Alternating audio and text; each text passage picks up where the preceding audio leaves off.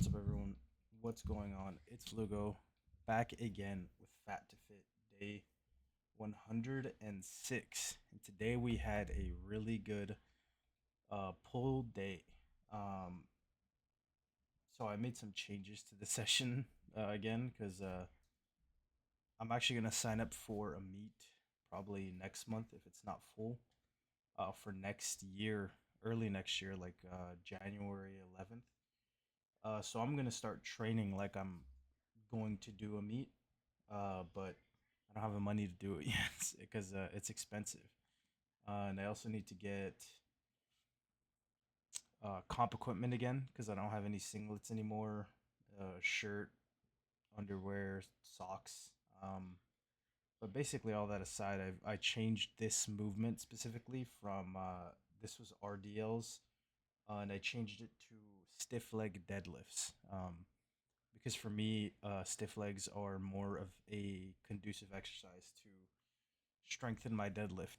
And honestly, I think it just works my hamstrings and lower back better than RDLs. But I like doing RDLs because they're hard, and I'm honestly pretty good at doing stiff legs. I get it pretty heavy with these fast. But basically, the difference between an RDL and a stiff leg, dumbed down, is just RDL. You start from the top and you go down. You basically hinge until you hinge and bring the bar down basically until your knees start to bend too much or bend. Um, and the stiff leg, you start from the ground and go up and you brace from the bottom. And it usually is more erector and less hamstrings when you do stiff legs. And I think it's just better overall for building the deadlift actually over RDLs, in my opinion. And a lot of the time when I do stiff legs, I also have the bar like further away from my shins instead of very close to it, just for the added effect of being a little bit harder. And stiff legs are just really good for getting brutally strong in the deadlift and like getting brutally lower back efficient working. And then obviously move to the pullovers. I think I finally found a way to do these, like just gripping onto the bar up there, and it felt good for the first set. But then the second set was like a lot of triceps, which is something that I've been dealing with a lot with doing this movement. And obviously, with any like pullover type movement, it's going to be a lot of triceps because of the. I mean, your your tricep connects to your lat, and it's a function of the lat. But I felt it a lot more than I should have, I think, on the second one. But my lats were still pumped. It's not like I wasn't feeling my lats at all. It was very, very pumped. But I think maybe it was rushing these too much. But I really do enjoy this movement. I think I need. I saw something from a bodybuilder that I want to try. I don't know if you guys have seen the 90, the like orange 90 grips that like rotate on TikTok. I think they originated with JPG, but they're like a little orange grip that has like a string almost, or not, maybe it's not a string, like a little rope, and you put it around and it like rotates and it's like a little small thing that fits in your hand. But I saw them put that on the pullover and use that as the grip, and I really, really want to try that because I've been getting a lot of pain. Not well, not pain, but like my triceps activated a lot more because of the fact that I have to go all the way up there and really grip that. So if it can extend down and I could pull from like here instead of here and use less triceps, I think that would be good. I think I'm gonna try to get my hands on some of those little grips when I can, to see how well they're gonna work for me. And honestly, just specifically for that movement because I really like buying obsolete stuff for one or two movements. It's my favorite. But moved on to some unilateral pull downs. Um, Really, here, if you're doing something like this and you don't have like a Nautilus machine where it could set you up like this, you want to lay or like not maybe not lay back, but like lean back, engage your core, and keep your arm right there. And as soon as you get to like right here, leave your lat locked. Don't stretch it. Leave it locked here. Pull it down, drive to your hip, and then bring it back up and leave it locked. Because with lat, it's a lot different than training like your upper lat versus your lower lat.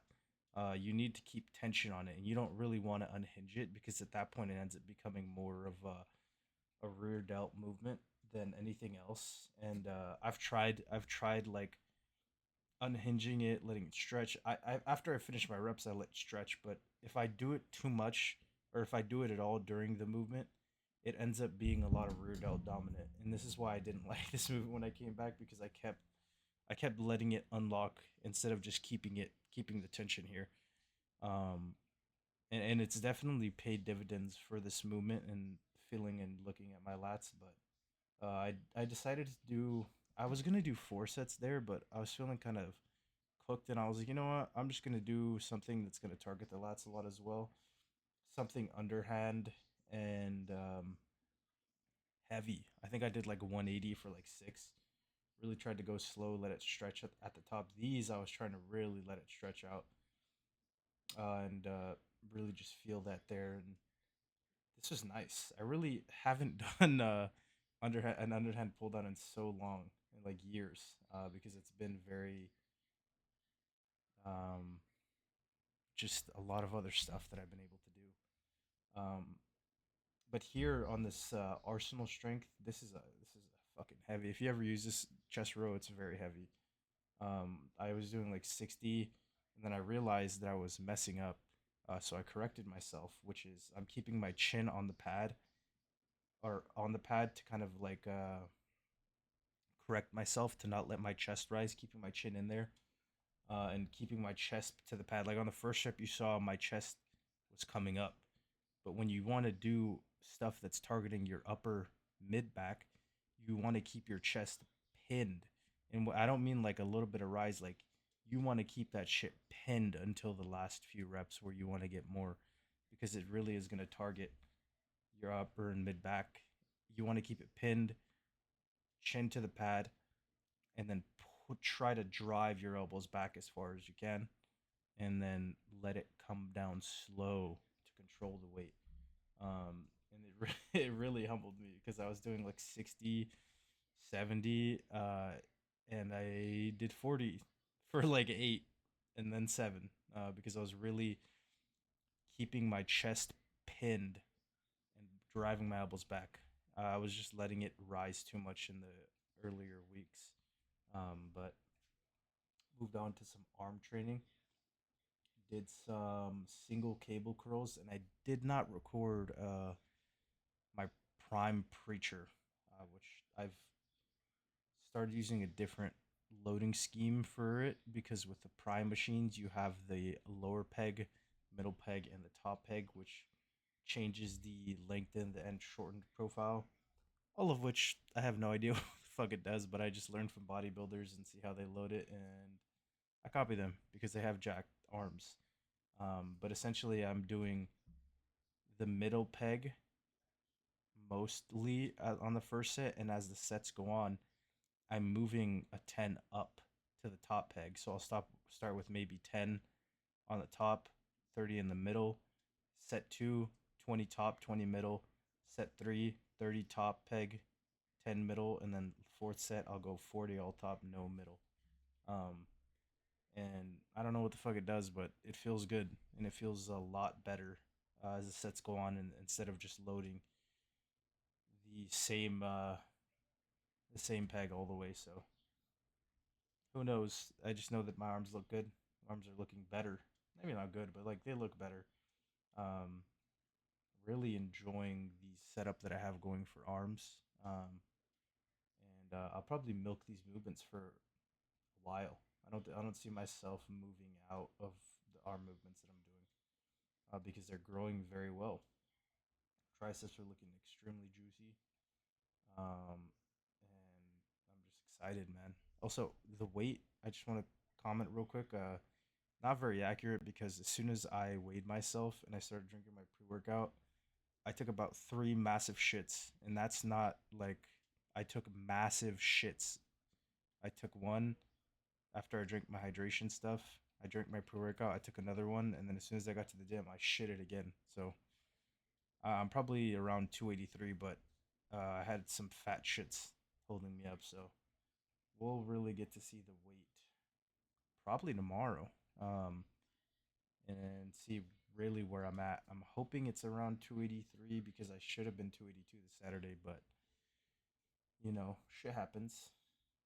We'll see where I'm actually at. But I'm excited, man. For the meat prep, I'm gonna be cutting into this meat, so just getting back to some decent numbers while I'm cutting is would be make me pretty happy. But that's pretty much the end of this video. If you enjoyed, consider leaving a like, comment, subscribe, and I'll see you tomorrow for day 107 and some leg training. Thanks for watching.